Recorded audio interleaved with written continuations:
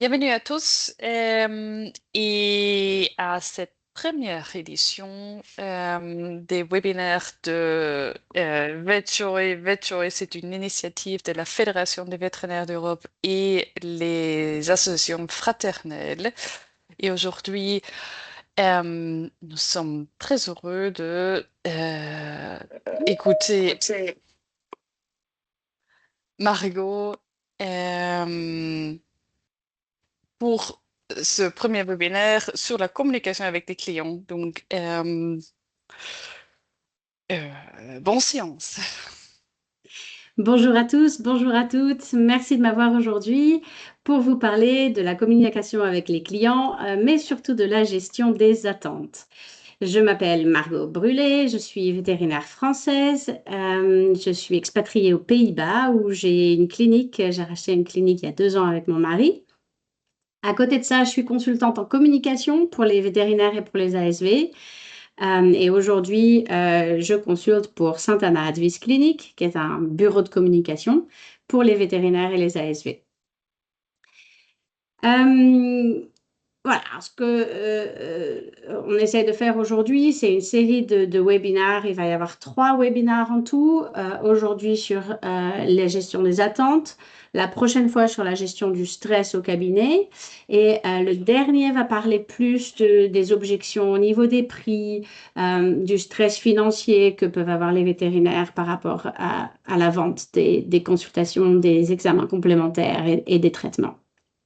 Chaque webinaire fera 45 minutes, donc je vais essayer de respecter le temps.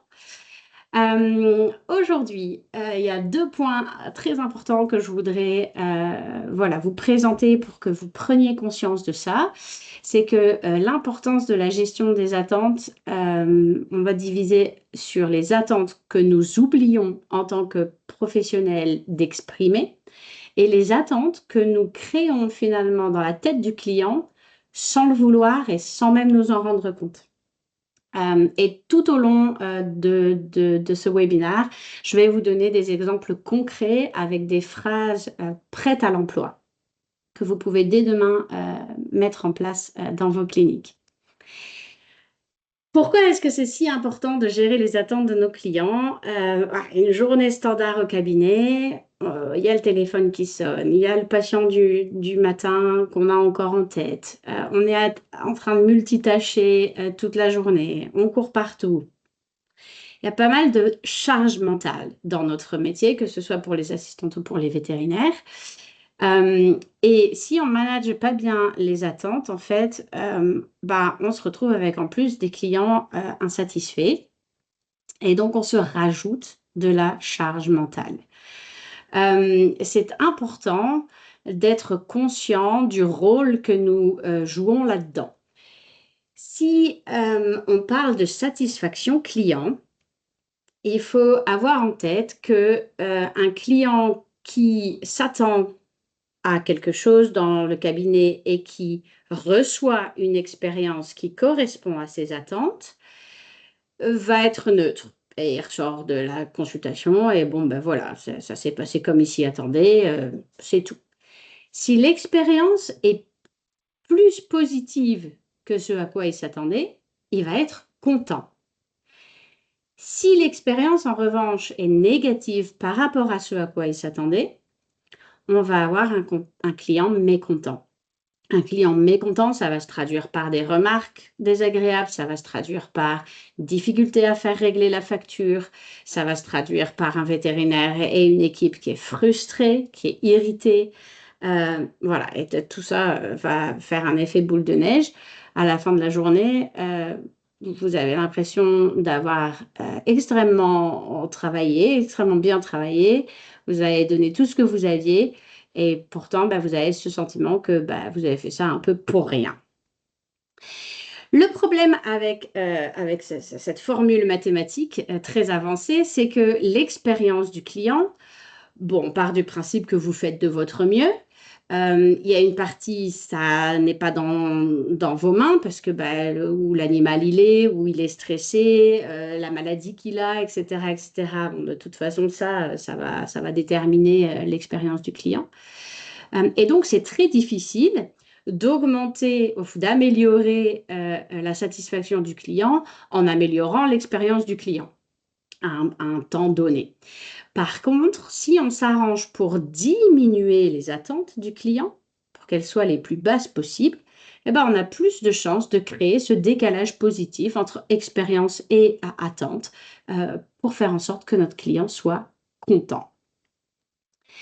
Donc, pour pouvoir un petit peu vous aider dans cette problématique, je pense que c'est d'abord très important de s'attarder sur à quoi s'attend le client. En fait, quelles sont les attentes dans la tête du client? Et ensuite, on va parler de comment est-ce que on oublie d'exprimer certaines attentes et comment on en crée sans le vouloir. Alors en fait, quand on demande au client moyen à quoi il s'attend quand il va avec son animal chez le vétérinaire, il va nous répondre, eh ben, je m'attends à ce que quand je sorte, mon animal aille mieux, qu'il soit guéri ou que l'opération soit un succès. Ben, pour ça, ben, le vétérinaire, il faut qu'il réponde à mon appel voilà, le plus vite possible, mais en fait, ils disent tout de suite, et qu'ils prennent le temps nécessaire. Alors, c'est des attentes qui sont très irréalistes. Parce qu'en un quart d'heure de consultation ou 20 minutes, on ne va pas ni guérir l'animal, on va pas prendre 2 heures, même s'il faudrait 2 heures pour le faire, etc., etc. Ces attentes, elles ont été créées en fait par les vétérinaires, par le marché, comment le marché était il y a 10 ans. Un marché où effectivement, bah, on avait le temps, il nous fallait des nouveaux clients, etc., etc. Donc, bah, on faisait systématiquement venir tout de suite. Et ensuite, il y a aussi le côté, bah, on a aussi envie en tant que vétérinaire de régler le problème au moment où on a l'animal en une fois. On a un petit peu ce syndrome de vouloir aider euh, qui nous pousse parfois à prendre du retard avec des conséquences sur le planning global. Mais, euh, mais voilà, les attentes qu'on a créées dans les années précédentes, on ne peut plus continuer comme ça parce que maintenant, les agendas sont chargés. Euh, on n'a plus voilà, la possibilité d'être en retard de 10 minutes, un quart d'heure sur une consultation qui est potentiellement est déjà planifiée sur un quart d'heure. Attelons-nous aux attentes que nous oublions d'exprimer. Ces attentes-là sont souvent liées à la structure de la consultation. Ce qui est important, c'est que toute l'équipe se coordonne pour gérer mieux les attentes liées au rendez-vous. Et ça commence au téléphone. Les assistantes qui répondent au téléphone et qui donnent des rendez-vous, ce qui se fait souvent, c'est voilà, dans la conversation de dire bah, écoutez, j'ai un rendez-vous pour vous à 10h45, demain, je vous vois demain. Le problème en faisant ça, c'est que ben, le client n'a aucune idée du temps qui va lui être officiellement alloué. Et du coup, bah, il n'a aucune idée aussi de s'il a du temps pour poser des questions, etc., etc. Ce qui est plus malin à faire, c'est de donner une idée de la durée de consultation. Dans certains cabinets, c'est 15 minutes, dans certains cabinets, c'est 20, dans certains cabinets, c'est standard 30 minutes. En fait, le client n'a pas souvent le moyen de savoir à peu près combien de temps ça va lui prendre. En disant, je vous ai réservé un rendez-vous de 15 minutes à 10h45, le vétérinaire examinera Max et discutera avec vous du plan de traitement, de ce dont il a besoin, de ce qu'on va faire. Vous nommez ces 15 minutes, ça peut être aussi sur le site internet, ça peut être dans les rappels de rendez-vous, hein, si vous envoyez des emails et des choses comme ça. Et donc ça va permettre aux gens de ne pas être déçus si après 15 minutes, tout n'a pas été discuté.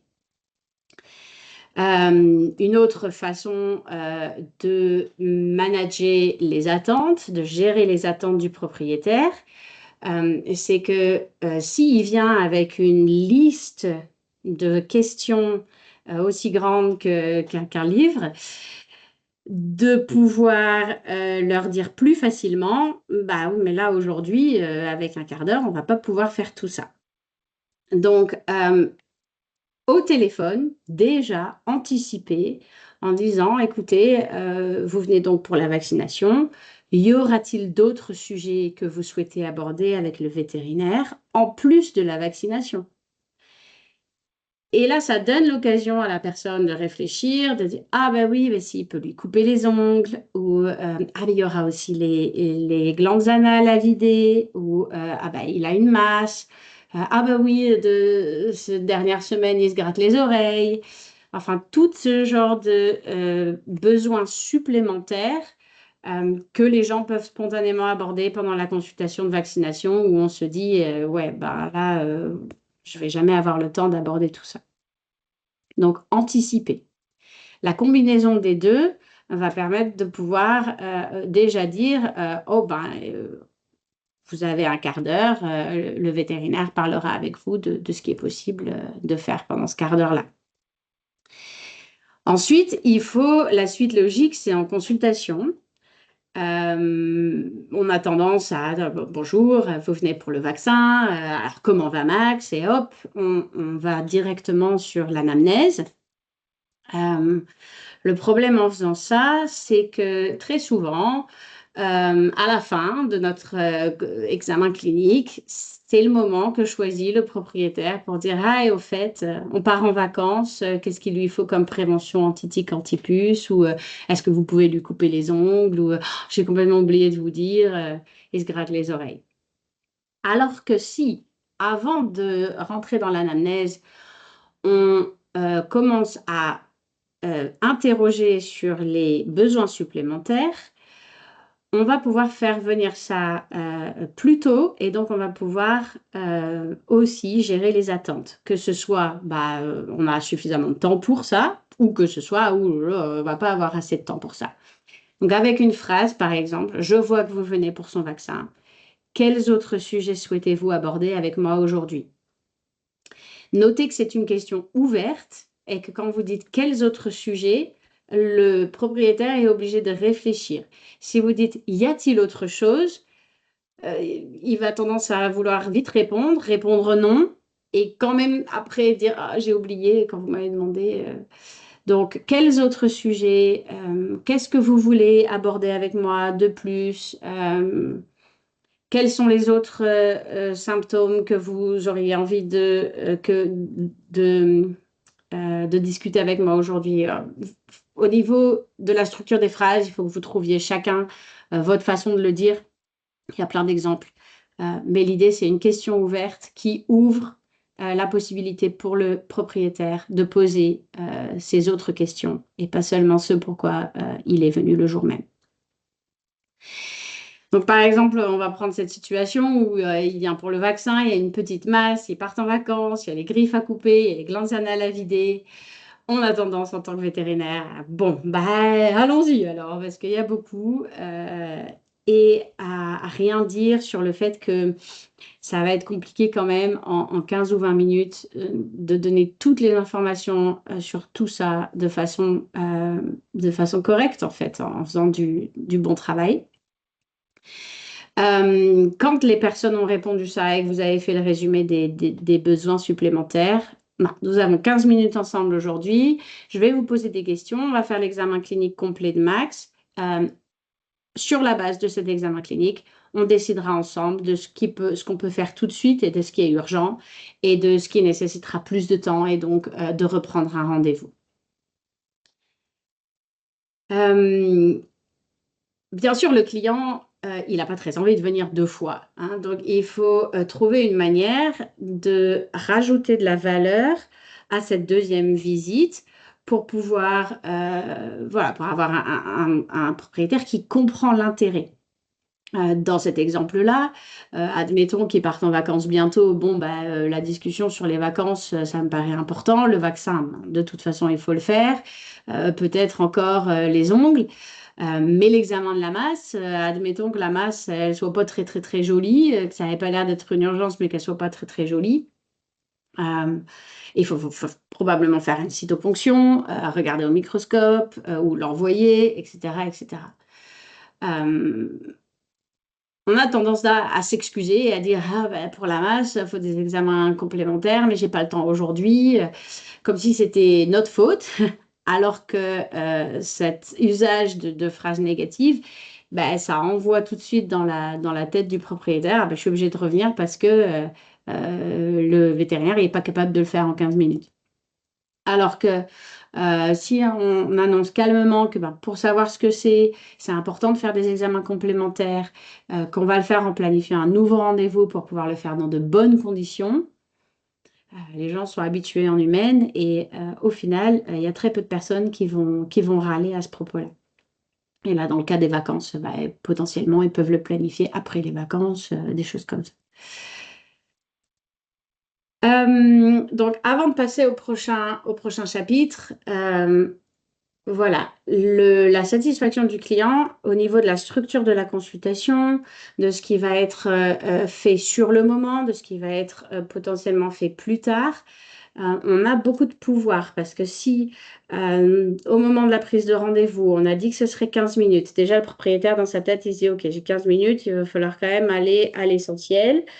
Derrière, si le vétérinaire prend le temps d'écouter les questions supplémentaires, ayez en tête que quand vous demandez y a-t-il autre chose, que le propriétaire vous dit oui, il y aura ça, redemandez derrière. Et y aura-t-il encore autre chose? Et en fait, il faut le demander jusqu'à ce que les gens disent non, c'est bon. Et en général, il y a deux ou trois choses et c'est fini.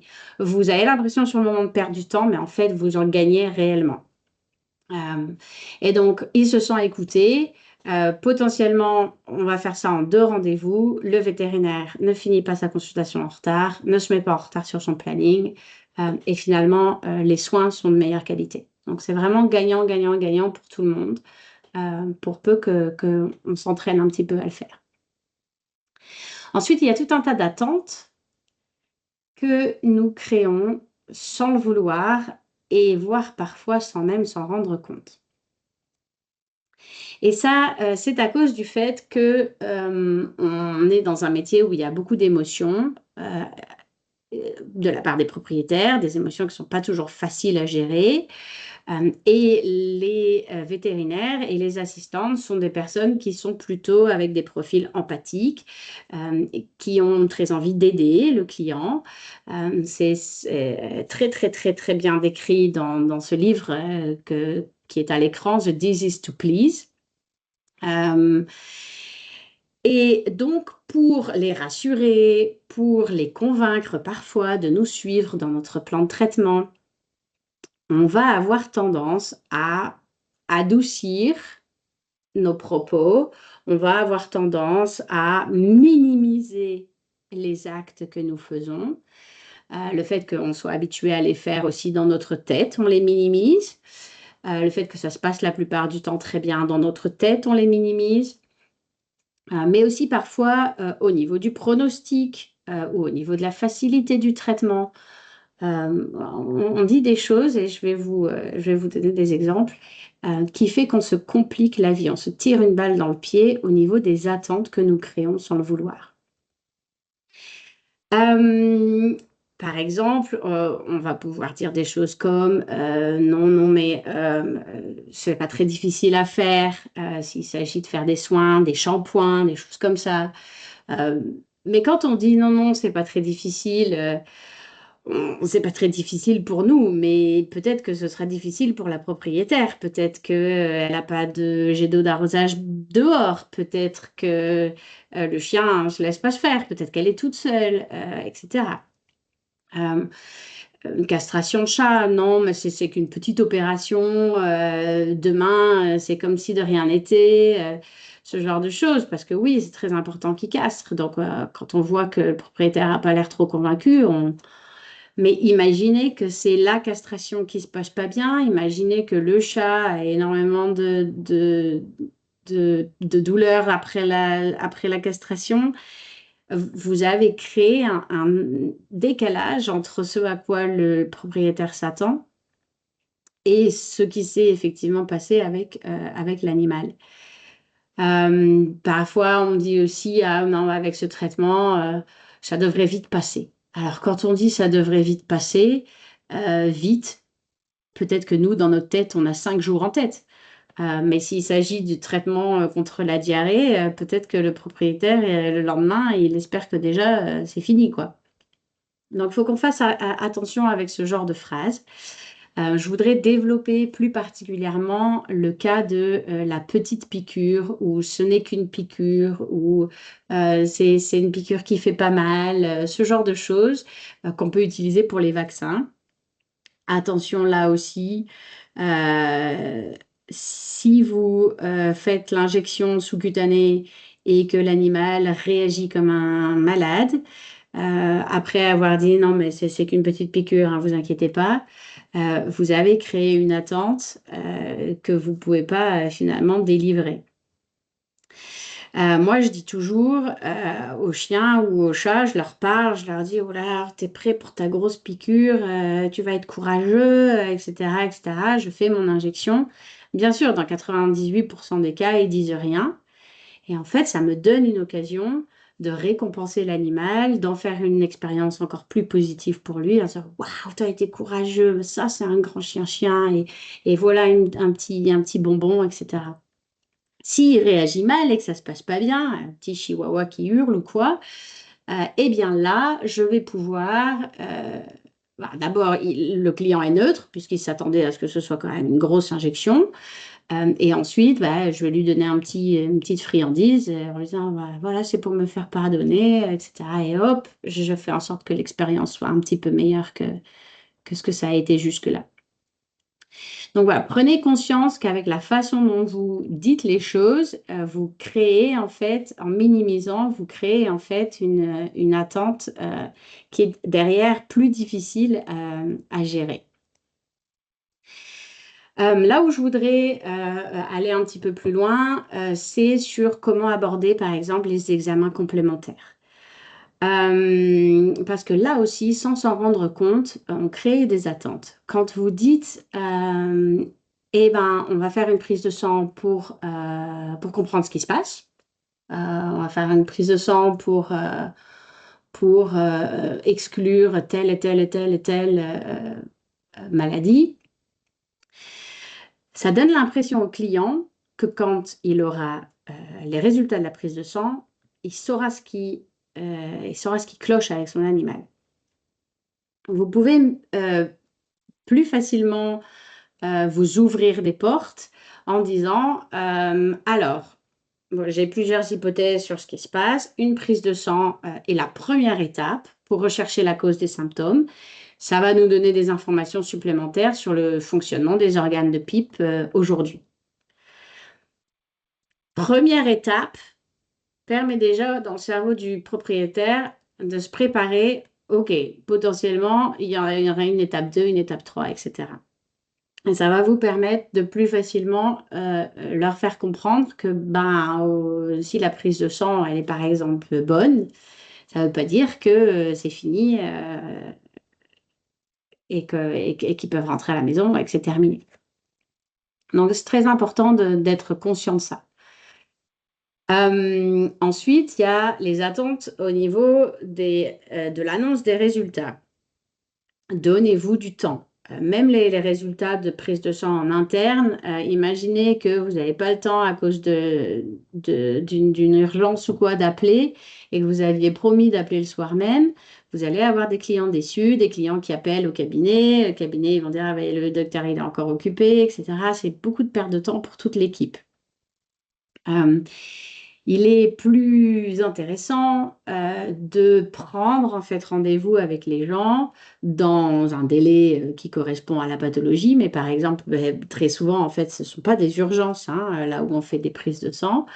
Prenons tout de suite un rendez-vous dans 2 jours pour discuter des résultats et sur la base des résultats et donc de la réponse à ce que vous avez peut-être mis en place au moment de la consultation établir le plan, l'étape suivante, etc.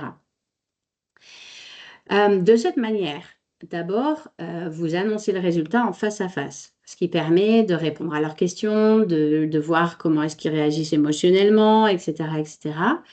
Ça permet souvent de réévaluer l'animal après 1 ou 2 jours avec les injections qu'il a eues, par exemple, au moment de la consultation. Est-ce que ça a aidé? Est-ce que ça n'a pas aidé? Etc. Ça vous permet accessoirement d'être payé pour votre travail parce que tout ça, on a tendance à le faire gratuitement par téléphone en ce moment. Et enfin, ça va vous permettre de discuter des étapes suivantes.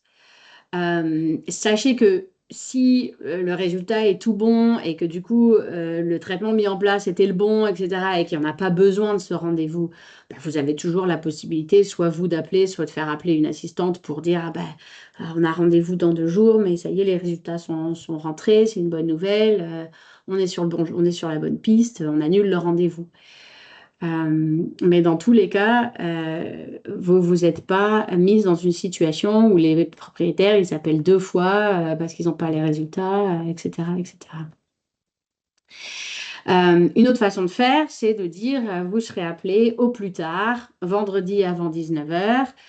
Ça peut être aussi pour des résultats d'histologie, par exemple, où on sait que ça prend une semaine. Bah, on se donne 10 jours et on annonce vraiment clairement, ce sera dans 10 jours, etc. Si les résultats arrivent plus tôt, nous vous appellerons plus tôt. Vous n'avez pas besoin d'appeler vous-même. Il y aura toujours un petit pourcentage de gens qui, de toute façon, vont appeler avant. Mais en donnant vraiment un horaire vendredi avant 19h, vous minimisez ces chances-là de façon très importante. Par contre, attention, ça veut dire qu'il faut vraiment avoir un temps de bloqué le vendredi à 18h pour être sûr d'avoir communiqué les résultats avec un système de to-do list, par exemple, pour par contre voilà, respecter ses promesses. Un exemple appliqué en dermatologie. Voilà, on peut souvent, hein, la consultation en dermatologie, c'est une toute petite étape dans le trajet que va devoir suivre l'animal et son propriétaire. Et donc, admettons que le chien vient parce qu'il se gratte, voilà, et que dans notre plan, on va lui donner quelque chose pour le soulager tout de suite, peut-être traiter contre les parasites, et en fait, on veut commencer avec l'aliment hypoallergénique pour 6 semaines, etc. On a tendance à donner toutes ces informations-là dans la consulte, d'essayer voilà, de leur faire comprendre que ben, on ne va pas tout régler comme ça, etc. Et qu'il faut qu'ils prennent un nouveau rendez-vous ensuite, 6 semaines plus tard, avec la grosse chance qu'entre deux, ils aient quand même donné autre chose que l'aliment hypoallergénique. Il est souvent plus facile de faire ça étape par étape et aussi de faire comprendre ça aux propriétaires. Donc, nous voulons tous les deux que les démangeaisons de Max soient sous contrôle. Nous allons chercher pas à pas la cause et voir quel traitement fonctionne le mieux pour Max. La première étape maintenant, c'est de lui donner ces comprimés-là pendant 2 semaines, en même temps que de commencer l'aliment hypoallergénique. De cette manière-là, vous ne donnez pas l'impression que l'aliment hypoallergénique est la solution. Parce que voilà, 6 semaines avec juste un aliment que potentiellement l'animal ne trouve pas super bon à manger, etc., c'est quand même quelque chose d'hyper lourd pour le propriétaire. Si en plus il s'attend à ce qu'après 6 semaines, son animal il soit guéri, c'est compliqué. Donc, bien suivre et bien introduire que c'est la première étape d'un processus potentiellement long qui va les occuper potentiellement toute la vie de l'animal. Un autre point, c'est pour aborder le pronostic. Alors très souvent, par exemple, un pyomètre ou quoi, voilà, c'est une maladie sérieuse, mais une maladie sérieuse pour laquelle on a un traitement qui, la plupart du temps, fonctionne bien. On a un propriétaire qui est inquiet à ce moment-là, auquel il faut qu'on parle des risques, mais quand même, on voudrait bien qu'il choisisse l'opération. Et donc, on va avoir tendance à les rassurer. De leur dire, ne vous inquiétez pas, on va tout faire pour qu'elle s'en sorte. La plupart des chiennes y survivent. On vous tiendra au courant, on va l'hospitaliser, on va prendre bien soin d'elle, etc., etc. Le problème avec cette approche, c'est que si il y a une complication, si ça ne se passe pas super bien, s'il y a des séquelles, etc., etc., eh ben, on a créé une attente que ça devrait bien se passer. Et donc, on augmente ce décalage entre attente et réalité. Vous pouvez plutôt noircir le tableau quelque part et être un peu clair et cash. Je vais être honnête avec vous, la situation est très grave. Elle a une infection dans son utérus. Maintenant, on va faire tout notre possible pour la sortir de là. On vous appellera au plus tard à 16 heures avec une update pour vous donner des nouvelles. Et à partir de là, on pourra discuter de quand est-ce qu'elle va à la maison, etc., etc. Et on vous dira comment ça s'est passé. Euh, le propriétaire est plus inquiet, c'est vrai, mais d'un autre côté, il peut se préparer au pire. Et le fait de le préparer au pire, eh ben, vous avez beaucoup plus de chances finalement derrière d'être vus comme des héros qui ont sauvé le chien et qui ont fait de leur mieux pour sortir le chien de cette situation difficile. Euh, c'est quelque chose qu'on fait naturellement pour les grosses urgences, hein, l'animal en détresse respiratoire qui rentre complètement, complètement en hypoxie, etc. On prend l'animal, on le met dans une cage à oxygène. On va là, oh là là là là, c'est très grave. Oh, on n'est vraiment pas sûr qu'il s'en sorte. On va faire ce qu'on peut, etc. Et puis bah, derrière, 2 injections de dimason, un peu d'oxygène, et on récupère un chien calme qu'on peut rendre potentiellement, qu'on peut rendre au propriétaire. Et là, comme les gens eux-mêmes ont senti l'urgence, si ça se passe bien, vous êtes les héros. Mais on va avoir moins tendance à le faire pour des choses plus petites. Pensez aussi aux soins dentaires. Les gens qui vont dire, ah, mais il est vieux, l'anesthésie, on va quand même assez facilement dire, ah, bah oui, mais vous savez, on a l'habitude, on en fait beaucoup, puis c'est justement sur des animaux âgés, etc., etc. Donc on va essayer de les enrôler dans notre raisonnement. Mais attention à faire ça en étant bien conscient qu'à ce moment-là, on crée une attente que globalement, ça se passe bien, quoi. Donc, vous avez intérêt à avoir derrière aussi une discussion sur les risques potentiels et pas les mettre complètement sous le tapis. Globalement, toutes ces attentes au niveau émotionnel, etc., c'est ce que nous appelons sous-promettre, sur-délivrer. Donc, faire en sorte que l'attente soit petite et que l'expérience soit plus importante que l'attente qu'on a créée. Plutôt que l'inverse, surpromettre et finalement délivrer normal, mais donc se retrouver avec une différence importante entre les attentes et l'expérience. Parce qu'encore une fois, s'il y a 2 messages que je veux que vous rapportiez à la maison sur la base de ce webinaire, c'est que la satisfaction du client et donc à la fin de la journée, votre satisfaction à vous, mais aussi votre expérience de journée de travail, elle dépend du décalage entre l'attente du client et l'expérience qu'on lui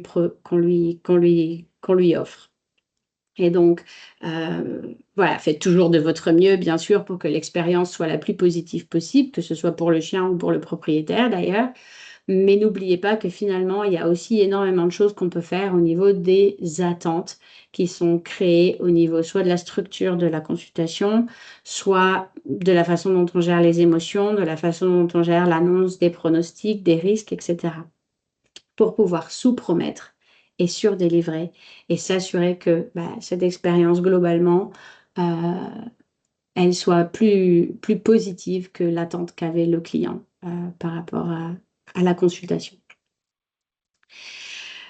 Si vous êtes intéressé par tout ce qui est communication clientèle, satisfaction clientèle, je vous invite à aller sur le site de Saint-Anna. Il y a une version en anglais. Mais là où je voudrais vous toucher un petit mot, c'est les simulations de conversation. En fait, les phrases que je vous ai dites, c'est bien joli, mais c'est pas si facile que ça à mettre en place. Il faut s'entraîner, il faut le faire une fois. Si ça marche pas très bien, on a tendance à dire oh, je repars en arrière. Donc il faut le faire 2 fois, 3 fois.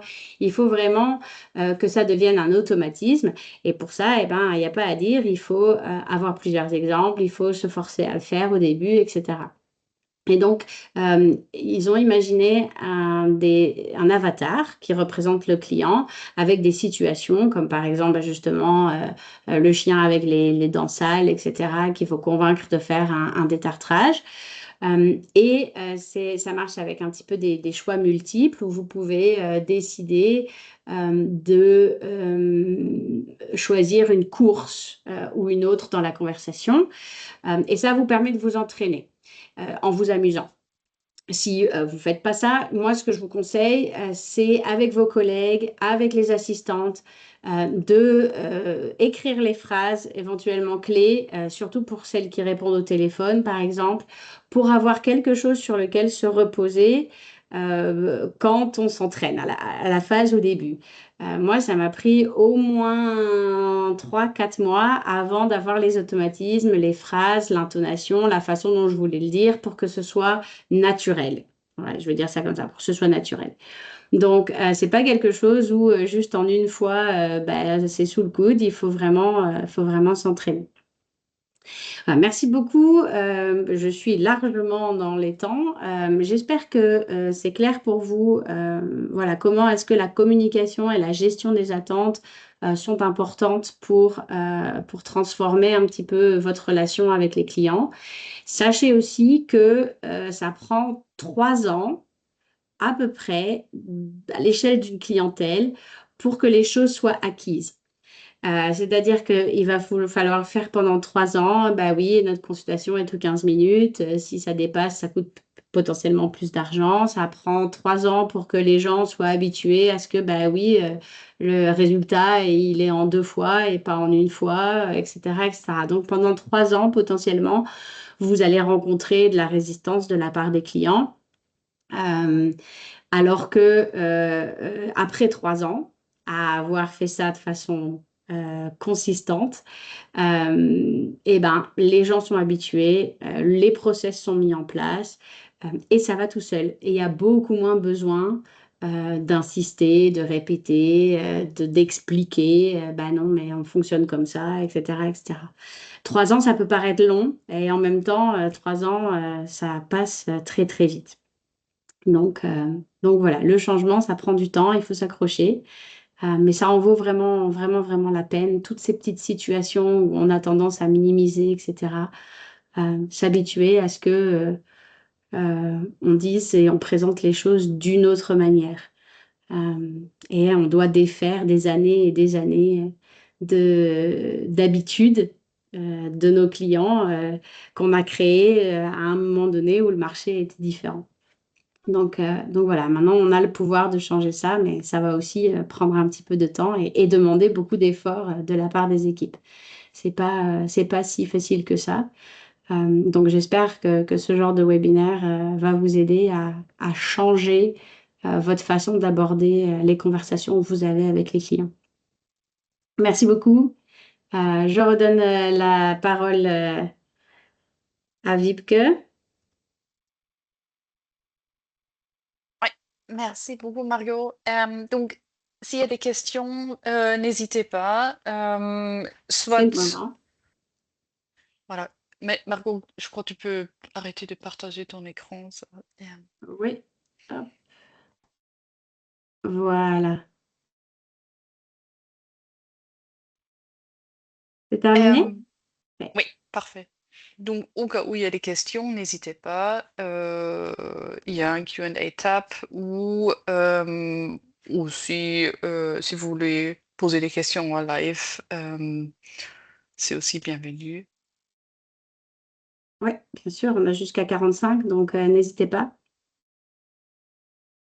Je pense que vous pouvez lever la main éventuellement. Et il y a peut-être aussi un chat. Les deux sont possibles. Je ne sais pas s'il y en a qui déjà dans leur clinique essayent de faire voilà, un petit peu attention à manager les attentes, à gérer les attentes.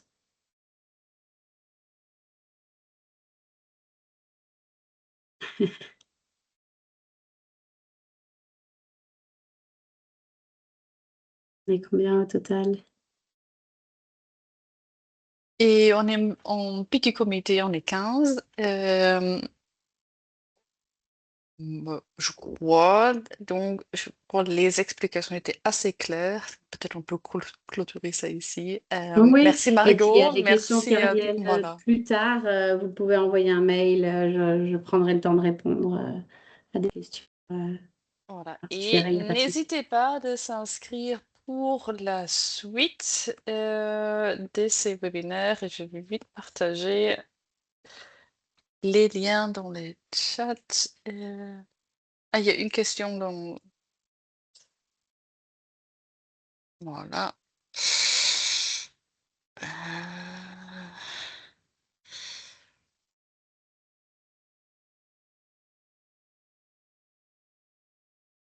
Ouais, moi je vois dans le chat Ah les voilà, ouais. prochaines sessions. Donc Karine, c'est très bien. Ok, parfait. Donc, Super. je crois qu'on peut clôturer ici. Merci Margot, merci à Merci tous. beaucoup, à la prochaine fois. Au revoir.